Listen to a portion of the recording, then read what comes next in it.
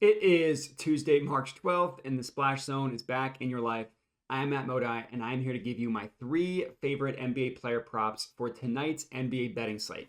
I will say there are a lot of injury news that we are still waiting on, so I was able to find 3 plays that I did really like. But over the course of the day, as we get more injury news announced, I'm probably going to post more plays both to my Dub Club and to Twitter as well. So I would recommend at least following me on Twitter because I will probably post more plays today. Or I do have a Dub Club where you can get everything, which is about $5 a month. So I did just want to preface that right at the beginning. A couple plays that I liked, needed to wait on some injury news. But before we can get into today's picks, got to do a recap from yesterday, which unfortunately our hot streak came to an end officially yesterday. I had 4 straight profitable days heading into yesterday. That streak ended yesterday. I went 1-2 on my main plays, down 1 unit. And then I also lost my ladder play as well. So down 0.25 units there, as I just had a quarter unit play with my ladder play. We were able to hit Miles Bridges in his points prop after a big fourth quarter. It was close to an over 3 day. But my 2 3-point plays, PJ Washington and Kobe White, weren't even close. PJ Washington just didn't shoot. He only shot 3 times. Whereas Kobe White missed his first 5 3-point attempts, and the Bulls just got blown out. So just a couple bad plays there. Luckily, on the entire season, we're still having crazy success. Even yesterday, we were down 1 unit. We were up 8 units the previous 5 days. So I mentioned it. Those cold streaks are going to happen. Hopefully, we can have a better day today. I am very confident in the 3 plays that we have. On the entire season, we are up 65.41 units, which is incredible success. And on our ladder plays specifically, which I started tracking on February 24th, as you can see on the screen here, we're up 5.84 units on that. So about a little over 2 weeks of ladder plays, up a little under 6 units. So the success has been there. Again, hopefully we can have a better day today. Make sure to subscribe to the YouTube channel if you are not already. And then for this video, if you could like and then comment letting me know your thoughts, I would appreciate that. But enough of that. Let's get into today's picks. Let's see if we can splash around and get wet. The first play that we are locking in here, this is in the Pacers versus Thunder game, and we're taking Shai Gilgeous-Alexander under 6.5 assists, -105 odds at DraftKings. So for context, I was able to lock this in at -102 at FanDuel, but by the time I sent my picks out to the Dub Club, the odds had changed. So now the best offered price is the DraftKings at -105. So I just wanted to be honest with the people there. But assist plays against the Pacers, more specifically assist unders, it's a system that I probably should have followed more this season than I have, right?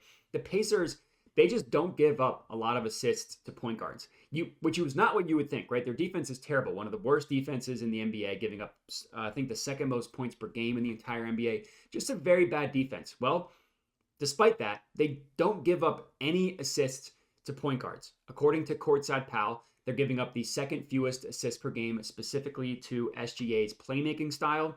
And that makes sense when you dig into the numbers, right? On the entire season, they're giving up the 2nd fewest assists, specifically to just point guards in general. So if you just look at the entire point guard position, 2nd fewest assists per game, they're only giving up 6.5 assists per game to point guards. That's absurdly low. And keep in mind, that includes both starters and bench guys alike. So only 6.5 just to point guards in general. It's a very low number.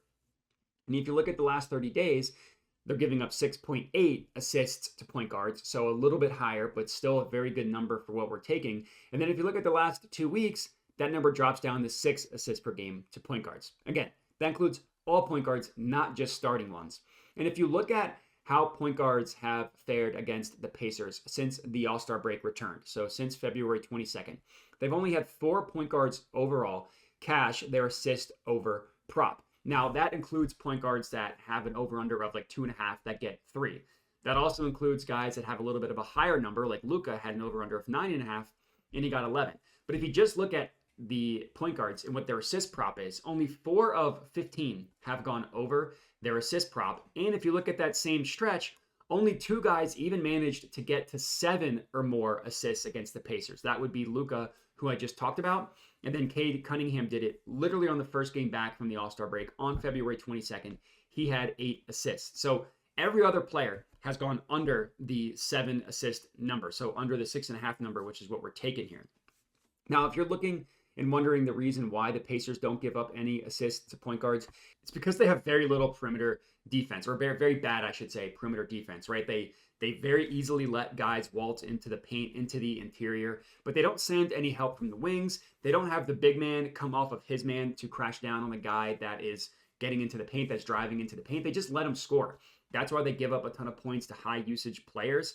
That's also why they give up very little assists, because guys just score. They never send help.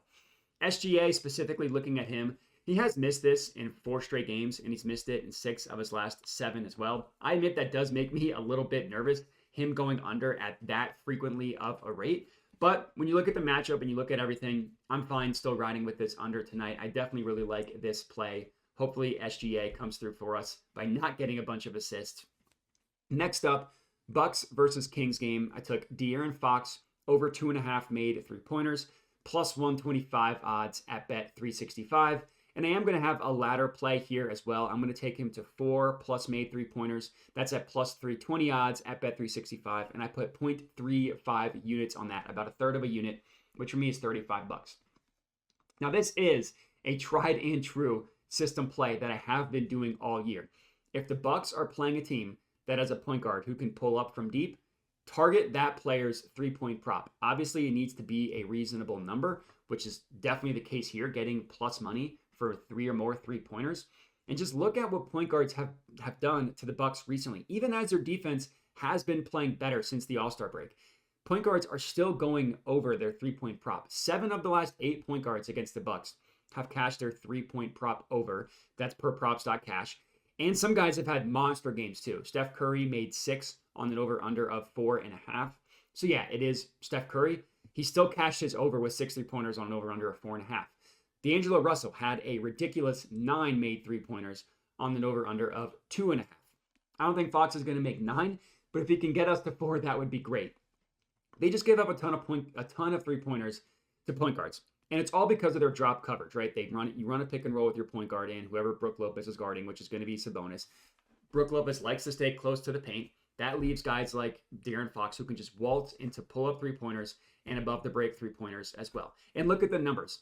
Since the All-Star break, the Bucks are giving up the second most made pull-up 3-pointers in the NBA on the most attempts. So the second most made on the most attempts.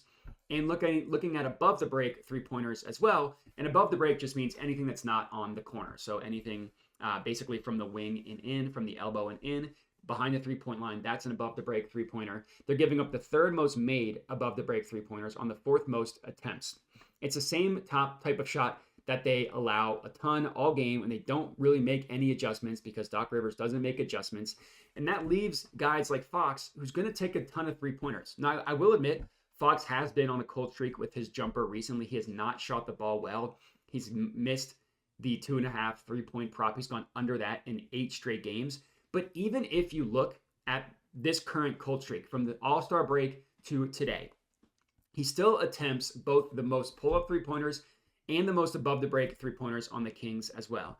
So he's not been shooting great, but he's still getting the volume up, which I like. And the last time that Fox played a defense that played a similar style to the Bucks, the intense deep drop coverage, that was against the Suns when he made 5 3-pointers on 12 attempts. Let's hope he can do something similar today, at least get us to 3 to cash our main play. But I would love if he got to 4 to cash our ladder play as well. That's our second pick.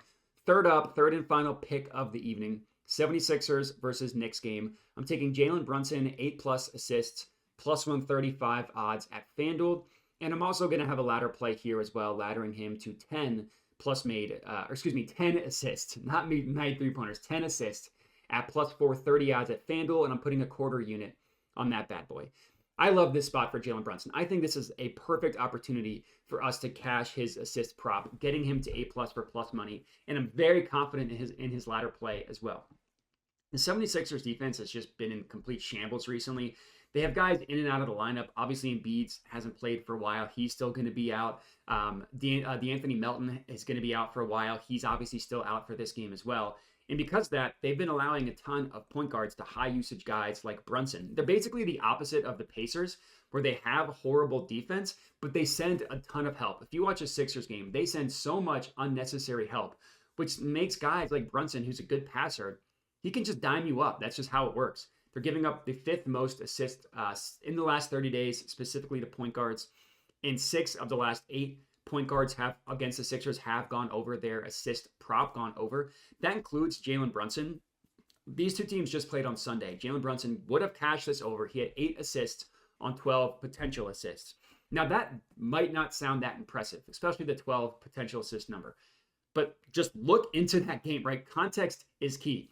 In that game, the Knicks only scored 73 points. I repeat, the Knicks scored 73 points in that game, and Jalen Brunson still had 8 assists. That's only the second time a team this season did not manage to score more than 75 points. And if you look at the combined total, because the Sixers only scored 79 points, the game had a total score of 152, which is the lowest since 2016. It's very, very, very, very, very unlikely that these two teams score at such a low rate like they did last game. And if you look at that last game, Jalen Brunson had an assist rate of 47%.